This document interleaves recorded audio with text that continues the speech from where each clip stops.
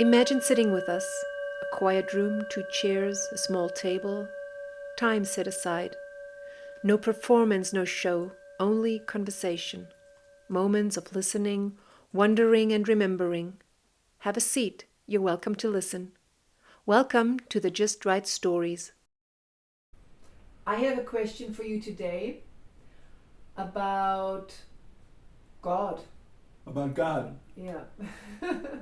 You haven't been raised in a religious way or going to church, or your family wasn't spiritual. And what I understood, the topic of religion or God wasn't important for you until Right. very late. So how did that start? That you even would use the word God? Because when we met like 15 years ago, you didn't talk about God. Right. Yeah. It took me a long time. You're right. I wasn't. My father was. I think they called him a dean or a lay person in an Episcopal church, so he would read things on Sunday. Mm-hmm. But we weren't religious as a family. I would go if I felt like it with him, but it didn't really mean a lot to me to go to church. And I don't think my mother ever went except on Easter or Christmas. Mm-hmm. So it just kind of dropped out. It just didn't have any relevance to me, God or religion or nothing. And when I started to play, it still didn't. I didn't think of God at all. At the beginning, I assumed the interactions that I had with kids at first were skills inherent in the children Mm-hmm. that I had to learn. Mm-hmm. And I wanted to learn them. I wanted to be able to do what I saw the children do. So my first interaction patterns was essentially as an academic. I saw a pattern, but I didn't want to just observe it. I wanted to feel it, because it was obviously something important to the kids. And it was something that, one, I had no experience of. Two, it made no sense to me. It seemed impossible. So I wanted to find out, is that possible? Or is this some idiosyncratic thing that has to do with a particular group of kids but has nothing to do with any larger pattern in the world? So my first concern was research. And then over the years, as the pattern got bigger, more kinds of kids played, gangs played, men and women in prison played, the range of animals that I played with grew bigger. I was still thinking as a scientist, wow, this is a very big pattern. But then as I thought back over things, incidents would happen that I didn't have the skills for. So my question would be, how did that happen? Mm-hmm. And I would try to break it down logically, Mm-hmm. because it never occurred to me that the skills would be anything other than I had. Mm-hmm. But it was clear that the more precise I got in examining the event of a particular incident of play, I questioned the skills. I didn't have these skills. How did that happen? Mm-hmm. And my first response would be to look for other examples, other scientists, because I still assumed that the skill set was somehow related to me, or if not me, to the animal or the child that I was interacting with. But eventually, I either found no evidence of what I would call a scientific pattern, and when I talked to other scientists, neurologists, psychiatrists, physicists, and so on, most just ignored me. They didn't have any time for this. There's a strange prejudice in academics that if you're not a member of a particular field, you're an outsider. Yeah. There's very few, in my experience, academics who are truly interested in exploring the world. What they are interested in is exploring the small corner characterized by their PhD. Yeah. And they stay there. I wasn't looking for that. This had something much bigger. And the much bigger made a problem for scientists. Yeah. So I eventually came to God as a last resort. Well, if it's not physics, if it's not neurology, if it's not psychiatry, if it's not sociology, anthropology, animal behavior, what is it? I said, okay, God, but what does that mean? How does that help me? So I went back and began looking at the very first incidents of play. What was it like at the very first time when I started on the ground, and what was happening, and how did that grow? And was there a consistent pattern that I would now call God? And the answer was yes. Because you remember that when I first began to play, I didn't know how. I had no idea what the kids were doing. I had no idea what I was supposed to do. You shouldn't even have been there. You shouldn't even have been there, working in a school with no skills as a teacher. No, you had no skills at all. So you were And there. yet, You were there. nobody got hurt. Yeah. People would move together.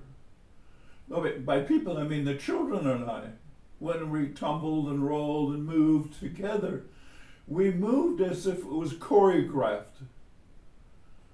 But as I look back, I thought, now, well, who's the choreographer? If I didn't know what I was doing, and the children and I blended together without talking, without knowing what each other was doing, and numbers didn't make any difference. I could play with 1 child, 3 children, 10 children, 50 children, made no difference at all. And it wasn't cognitive. I didn't think about, okay, well, I'll do this if I move like this, because I didn't know how to move.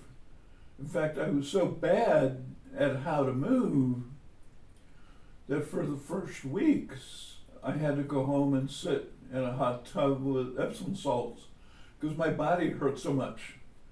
I moved like a cube with edges. And what the kids were doing was doing what Da Vinci did, or any sculptor. You take this cube of marble and you start to find out who's in there. And then chip away all the edges. Yeah, take out the unnecessary. Yeah. And the process is rounding. And besides rounding, that continual touch gives you a patina. So instead of coming like this, you come like this. Your shoulders start to take a different shape. Your arm takes a different shape. Mm-hmm. And the shape that you become fits like a puzzle piece with the shapes that the children are presenting. Mm-hmm. And then that was true with the wolves. I would expect it to be true with the dolphins, because my image of them as fluid motion fit. Mm-hmm. I didn't expect it with kids. I didn't expect it with gang members. I didn't expect it with wolves. I didn't expect it with bear. But what I found was that it was like a cohesion that was somehow created between us. Mm-hmm. That we moved together in a way as if we had practiced that before. But Kaz Tanahashi has it exactly right when he said, if every moment is full, why do we need to practice? So what was happening was that every moment in the play was full. And that fullness included more than I expected. Bruce Lee once made a statement about, be like water, my friend. And what began to happen was that I realized he had that correct, but not full enough. I would say, be like holy water, my friend. So the relationship was not just a child and I, a wolf and I. It was triune, a child, myself, and God. Now what had to happen in order for that to occur is that there can't be any categories. I can't play as an I, a cultural I, a male, American, white, 6'4", and so on. All that has to go. The magic is the lion can't play as a lion. The lion can't see me as a human, and I can't see the lion as a lion. Mm. Categories are fearful. Categories cause war. Under the categories, outside the categories, however we view that, we have beings that live apart from the categories. And at that point, 5-year-old David was right. Fred, when we play, we don't know that we're different from each other. That's the God part. That's the triune relationship. So that there was cohesion, there was a resonance, but it wasn't just a two-way resonance, it was a three-way resonance. So things would happen that I couldn't make sense of. The attack by a Doberman, the charge by rhinos,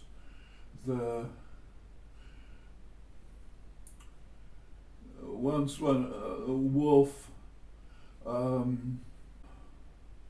came to me, and she was a female. She loved to just sit in my lap and cuddle. She wasn't rambunctious. She didn't run around with me. But one day, but she did like to have me stand up, and she would put her paws. She would stand up and put her paws here, and we'd be looking at each other eye to eye. And we did that once, and she moved, and I moved to follow her, and the whole world turned to gold. There were no categories. She disappeared, I disappeared, everything disappeared. And all was gold light. That's all that existed. And then very quickly she moved right back. And she came back to reality that I know. We sat down, she stayed with me a minute and she was off. And on the way home I thought, well, what happened? Who did that? What was that? I cried because I wanted to write her a letter. If she had been human, I would have called her up or written her a letter and said, hey, did you have any strange experience there? And then I had the thought, Fred, she already knows. You're the one who has doubts. Mm-hmm. Oh, yeah. So I came, if you look at the history of what I'm describing, is entering a world that I don't know. Mm-hmm. And I have to figure out, what is this world like? What are the rules? What are the patterns? What am I supposed to do? In every new situation, I have doubts before, but then it turns out that there was no reason for the doubts. What my grandfather said about Fred, there's nothing to be afraid of, turned out to be an accurate statement of my life as I played. I thought, I don't have the skill sets to handle a wolf bite in my hand, to handle the vision of the gold, to handle a dog attack, to handle playing with 150 kids at the same time and knowing where everyone is. But if I let go of the I that thinks about skills and enter the relationship of the children, the animals, and God, there is no I that has to think about skills, because the skill set is not mine, it's not the wolves, it's not the rhinos, it's a characteristic of the relationship at that moment between a rhino, God, and I. And that's where safety is. That's where love is. That's where, in Kaza's language, that's where the fullness is. You don't practice that. There's no need to practice. It's already full. So then it became clear that it wasn't my love that was going on in original play. But I didn't know how to talk about love or God in workshops and so on, or in writing.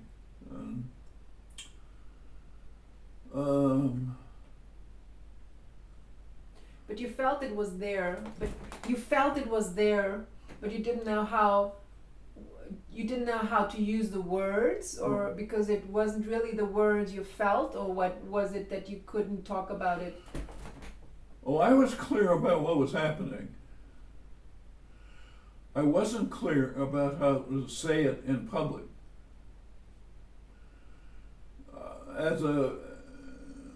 I'll say just a normal person, when I used the word love, people would interpret that as, well, he was talking about his love, human love, and I wasn't. So how do I tell them that I'm not talking about that? That's not what this is about. And I realized that people who do not have the experience that I had can't hear me. Yeah. When I use the word love, it's the love they know of. Human love and any of those forms that we call human love. When I said, no, I'm not talking about that. But I said, I got to a point where I said to myself, if I don't use the words love and God, I'm not talking about what really happens to me. Yeah. So that was I had to say that. And let people deal with their own Yeah. interpretations. It's taken me a long time to realize that. People still listen to what I say, and they don't know how to ask the right questions. Nobody asks the questions you're asking now. I sit through a workshop, and now I will use the word God, and nobody asks me what I'm talking about, except for the wonderful elderly Japanese man, martial artist, who pinned me every time.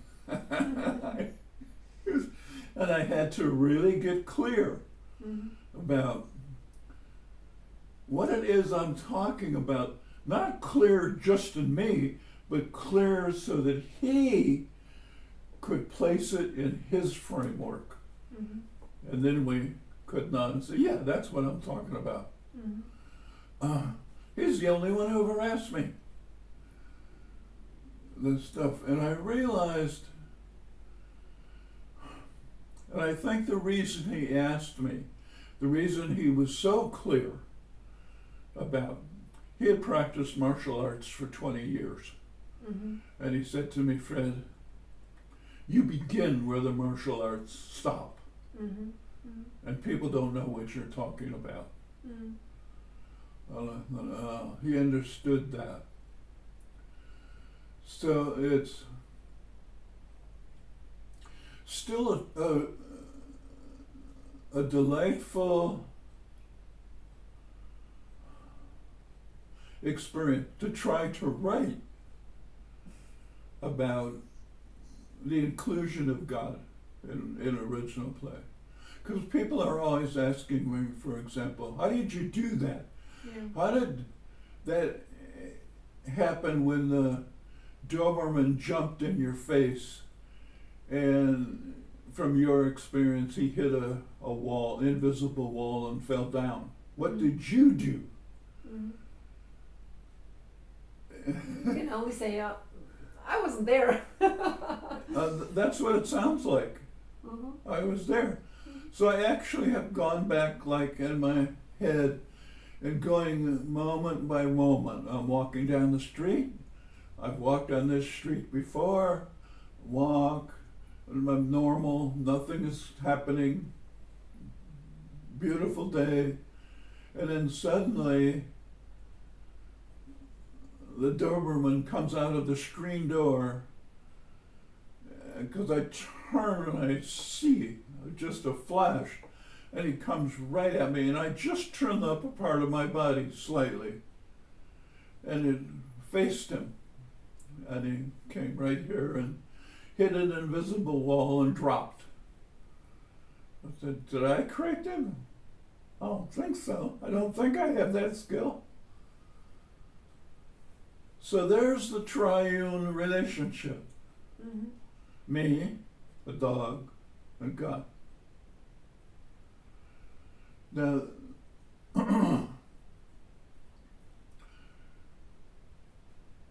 when I told that story to a neurologist, he said to me, Fred, your brain knew you were safe before the dog attacked.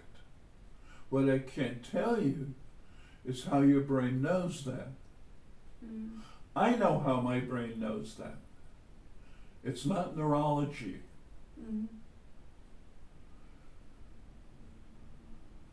I call it my task in the whole thing, whether I'm playing with a child or in the situation, is to say yes. Now, yes is not a verbal, I don't stand there and yell out the word yes. Yes is an emotional, physiological state of being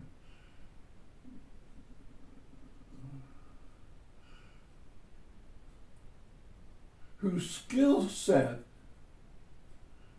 is just be full, be there. Don't try to do anything. There's no I to be trying to escape, to hit the dog. Those are I things. There is no I to do anything because there's no I necessary to do anything. The doing takes place in the relationship. Mm-hmm. And in the relationship, each relationship, each encounter is singular. There's not a form like you learn in martial arts that you use every time this certain thing happens. There is no form. Each one is formless. And the yes on my part is an agreement to be part of that.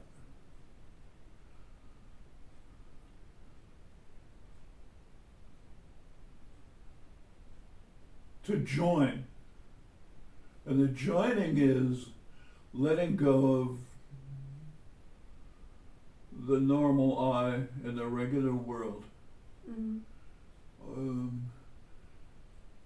And I've realized that once I start to have experiences with God, of God, there's no turning back. Mm. It really matters to me absolutely nothing what anyone thinks about my experiences. It doesn't matter because you had the experience, you know. Yeah. You know what's on the other side, so it doesn't matter what anyone says. Have experienced God, there's no going back. No. I can't go back to what it was like before I played. And why would I even want to?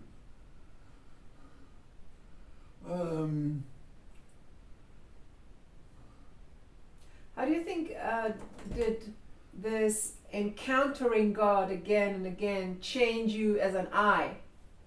How did it change you as Fred? Or isn't it relevant? Yeah, I think one of the recognizable changes was, what do we call it? The bounce back time. Mm-hmm. And by that I mean, if I'm my normal self, an event takes place that would normally make me frustrated, angry, fearful, that whole category of things. Yeah. How long does it take me before I regain the state of calmness prior to the event? And I found that my bounce back time has shortened dramatically. Yeah. And I don't have, another aspect of that is that I don't have the need to defend myself as overtly to the world. Mm-hmm. Yeah. And so the need for self-defense drops away, because if I have the experience, I don't control how this relationship, what I call the Amen algorithm, let go, let love, let God, I don't control how it works. I don't control the form it's going to take in any given situation. What I notice is that it works. There's a just rightness to it all. And once an event happens and I have now the time to step back and say, yeah, just right. Yeah. Okay. Yeah. I don't need to assert myself. Yeah. Yeah. So the I retreats. I doesn't need to defend itself. And It's not a surrendering in the sense of the way I used to think of surrendering, becoming a victim, and that has no relationship to it at all. No. It's because from the very first moment of playing with the kids, what I didn't understand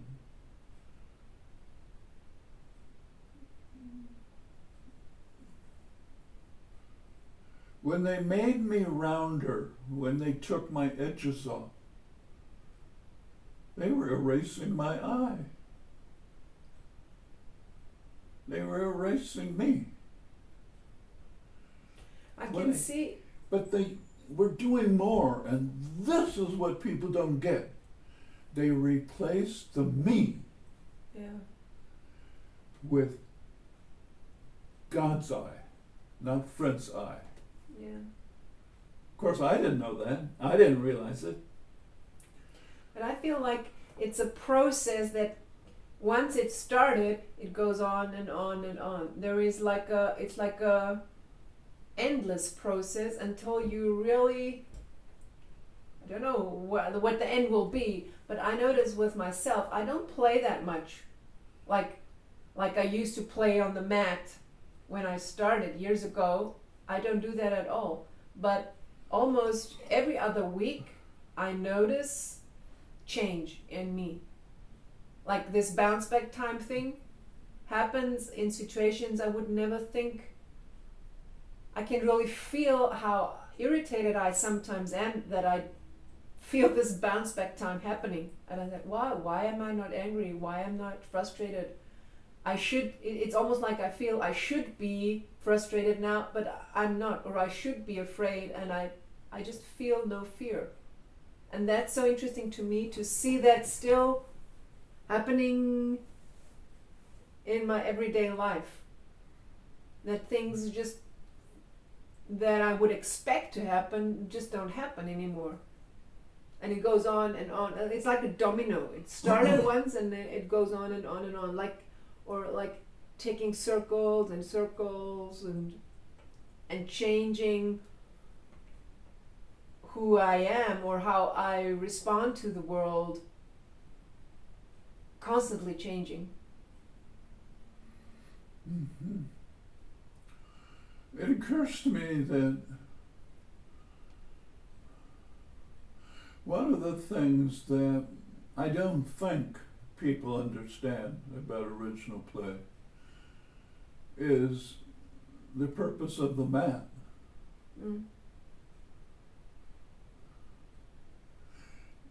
And like most things that people, adults, go into, we know that something is terribly wrong with the way the world works. Yeah. And we've developed how many thousands of therapies to fix us. And we want it quick. Yeah. Is it okay if I take Aikido for 2 months? Will I be a master? Can I go to therapy for twice a year for 5 years and then be cured? We want quick fixes, especially now in the computer age. Yeah. The purpose of the mat is to take the change out of our heads and put it in the body and put it in such a way that you can't control one single piece of it. Yeah. And you're going to get smashed. Yeah. It's not going to be a Zen tap on the back No. with a rod. It's gonna be a hit in the jaw, like during. Yeah. You may need a doctor after the session. Yeah.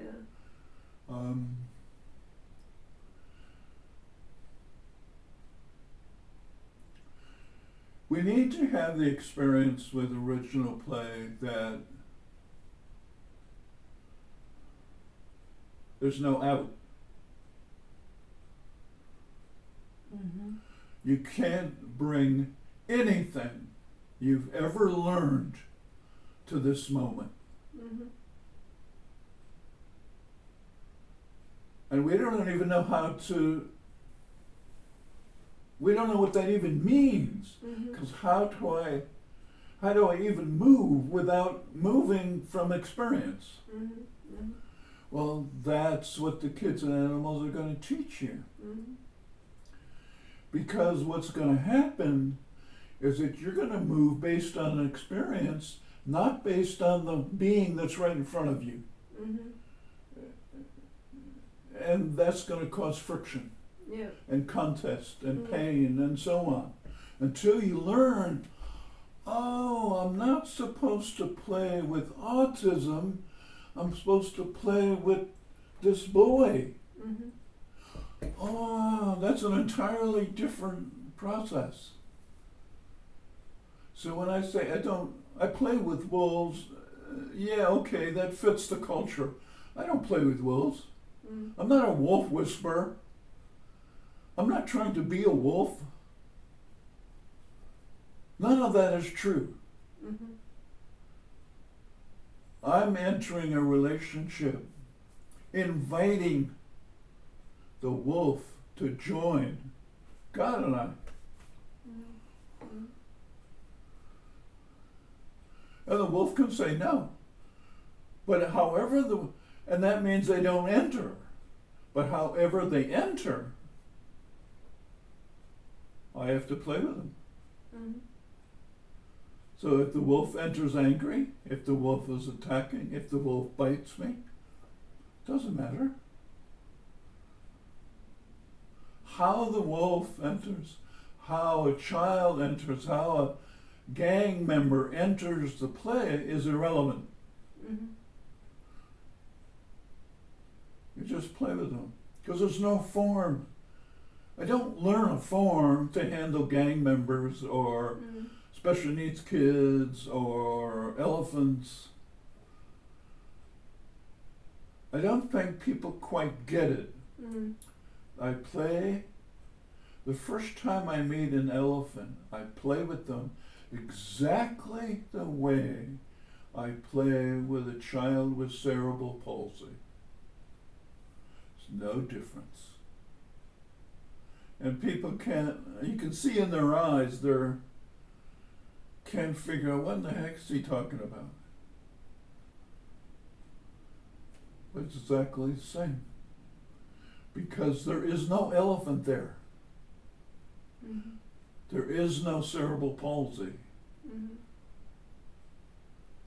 The fullness is in presenting a non-self, God's eye. You're engodded. And an engodded relationship is one of no categories. And once it's not a matter of understanding that. You can't understand it because it doesn't exist in a world where understanding is a process. And we try to understand something. It's like using classical physics to understand quantum physics, and it just doesn't work. Gets confusing, doesn't work.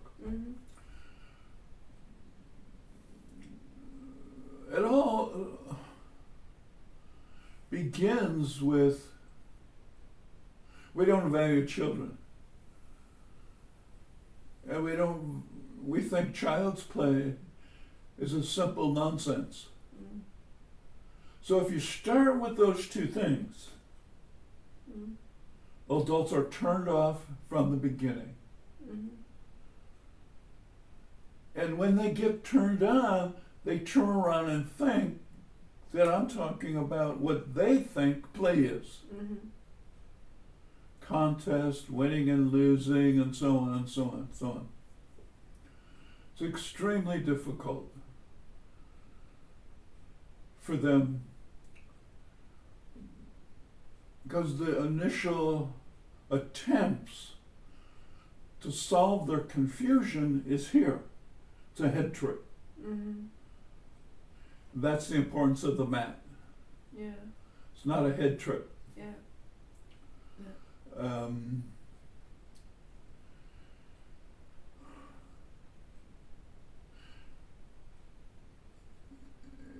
Another problem is that people think, well, okay, I've played with children. I've played with, 5 and 6 and 10-year-olds. No, that's not the art. Yeah. I'm not a child whisperer. You play with all life as it comes. You mean you play all life means animals, cancer? Yeah. Yeah, cancer was a really tough one. And it was for me. At the beginning for me it was easy to understand, okay, I know how to play with you. I can move, I can do things, and you respond. But I don't know what to do. I don't know how to... How to play with something that's inside you and like aggressive towards you. With a still body. Yeah. And so it required me, whether it was me or me dealing with another person who has cancer, to let go of the categories involved and feel for the just rightness. So that either whether it's I or somebody else, as a way of contacting, a way of joining a sense of just rightness about what's happening. What does that mean? Like, when you had cancer, what did it mean for you?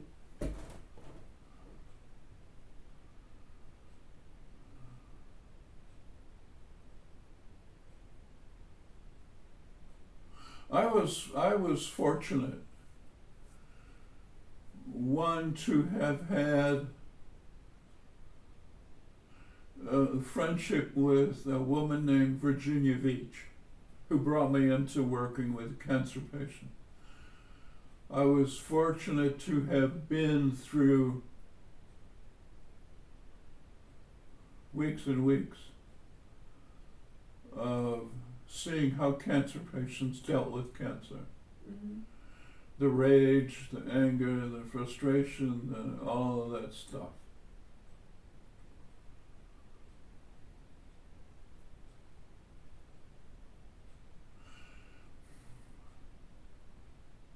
It doesn't seem possible, but what I actually did was nothing.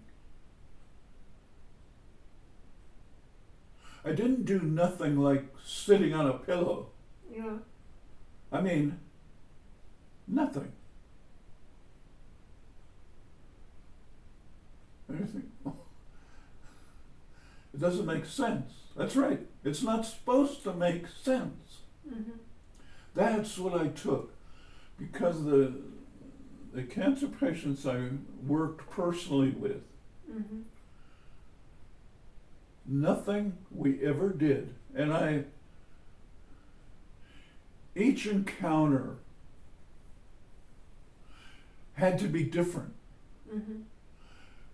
Together, the person and I had to devise a way for them to feel the just rightness within what they were dealing with. Mm-hmm. And my job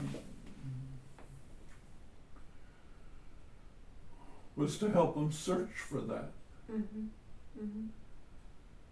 Mm-hmm. I couldn't give it to them Mm-hmm. because it's not mine. Yeah. It's in their relationship with, so it's them, cancer, and God. Mm-hmm. I didn't talk to them about God. Mm-hmm.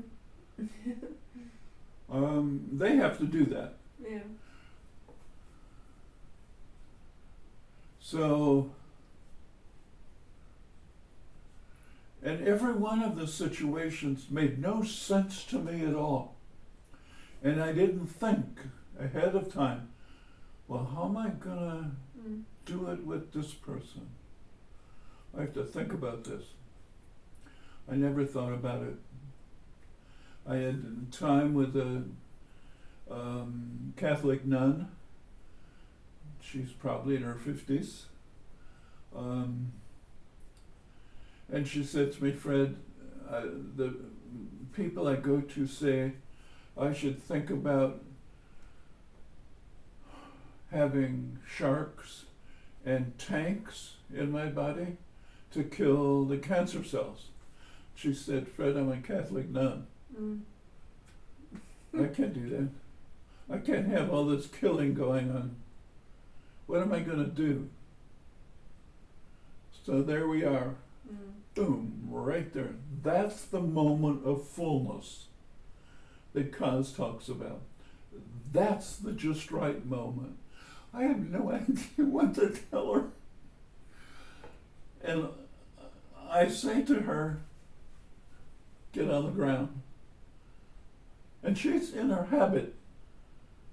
I have no idea what the names are, but a covering on her head and a long skirt dress kind of, and a cape. So I say, get on the ground. So I get down on the ground, and we're both kneeling, sitting on the floor in this room.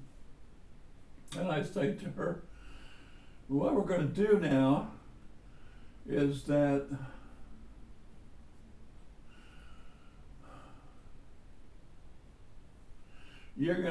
I'm gonna be a cancer cell in your body. And you're gonna be you. And you're gonna come at me. And you can hit me, you can kick me, you can do whatever you want. Pretend I'm the cancer cell. Okay. So she kind of looked like, and so we did that. And I kind of edged her to get her to, and she did that. No, she's 50-something Catholic. She's not Bruce Lee. So she punches, we do, and I move with her. Then we stop maybe 5 minutes, 10 minutes, not very long. And I said to her, now we're going to switch roles. I'm going to come at you. You have to play with me. You can't fight me. And that's all I give her. I don't give her techniques. I don't give her anything. He said, okay, boom. So I come at her. And I'm a little harder on her than she was on me. So I'm pushing and she starts to move. And she doesn't fight, but she doesn't have a victim. She doesn't just sit there and let me hit her. And after 10 minutes maybe, we stop. We're sitting there, going, breathing, and she says, now I get it.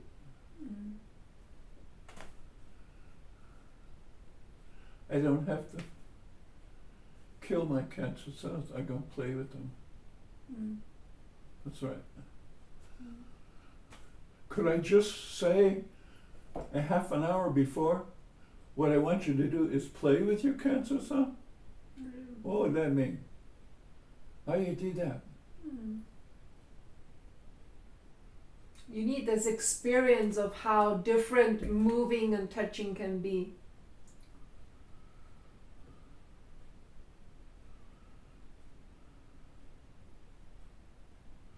So what she begins, and at the time I didn't talk to her about just rightness. I didn't talk. Now there's one person I could have talked about with God, except I didn't know how at that time. I don't solve her problem. I give her a feeling from which she can interact with that problem in a way that's different from fighting her problem or I mean, she was part of the group that when I first met her, my first meeting with that group, there was a group of maybe 8 cancer patients with their spouses, if they had spouses, or a good friend if they had that. And the first time I met with them, I didn't know what to do, because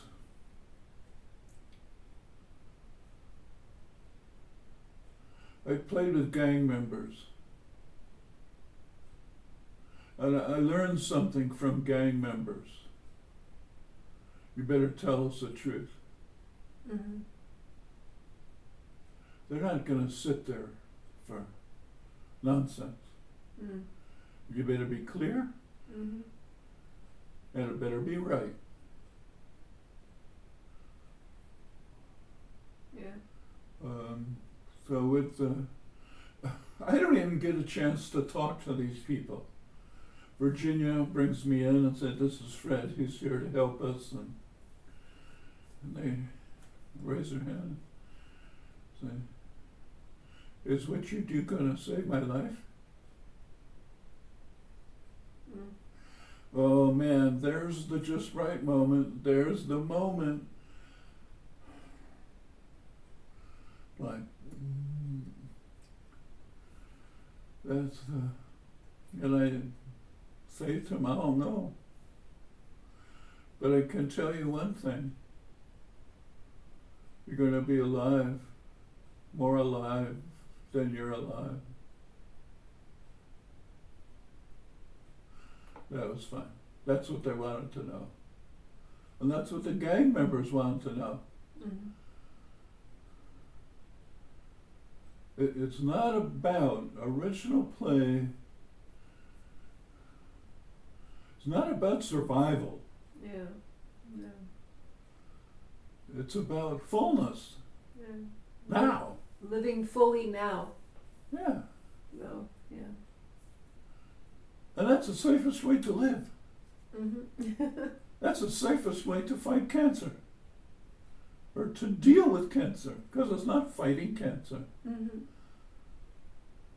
It's the safest way to play with 200 kids all at the same time. Mm-hmm. It's the safest way to be in the lion's mouth. To be fully there. Yeah. Yeah. See, original play is the safest way to live on earth. For everything. For all life. But what we choose is to fight life. Thinking that our fighting, our self-defense is the safest way. For me personally, this is all about I. Mm-hmm. And original play is all about the biggest we. Mm-hmm.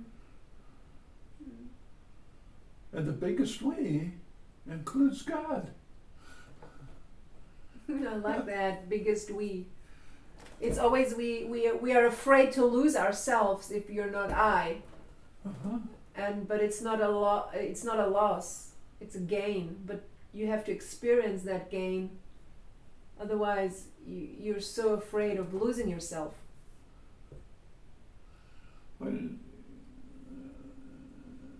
now that I look back, now after having my experiences, I look back at what people have written about God and Jesus and the Bible and all of that.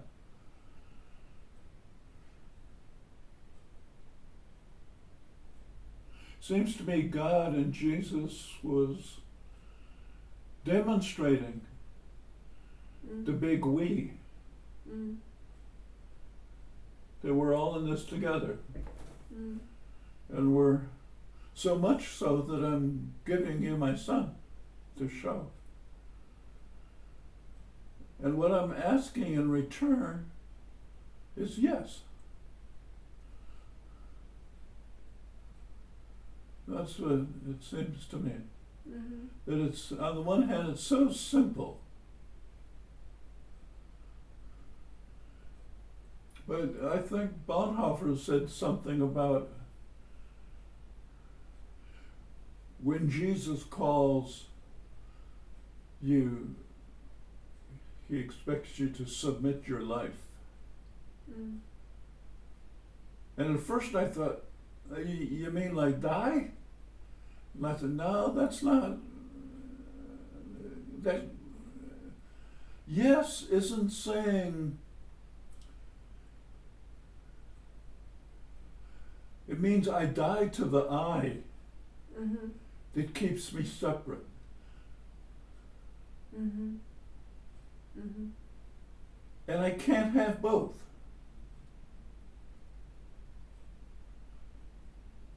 I really have to, in the experience I've had where life is on the line, whether it's cancer, lion, and whatever animal it was, when life is on the line, yes is the safest thing to do.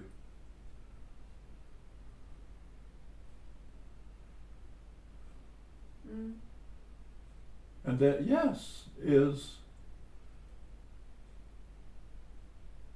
it puts your life on the line. But the line is an illusion. It's just what Catherine of Siena said. Mm-hmm. All the way to heaven is heaven. Mm-hmm. Okay? Doesn't matter whether we call it fullness, heaven, just rightness, Mm-hmm. God. Yeah, yeah. All the same exact livable presence. That's Mm-hmm. and wow, how glorious, wonderful that we live the mystery. The mystery is not out there somewhere or up there somewhere, it's right here. Wow. Yeah. Mm. It's meant to be lived. It's meant to be lived. Yeah, That's yeah, the whole yeah, point right, of it. right. Yeah. Life is meant to be lived. God is meant to be lived. Yeah, Yeah. God is meant to be that's lived. it. Yes. That was his point of doing all of this, so. Thank you. Thank you.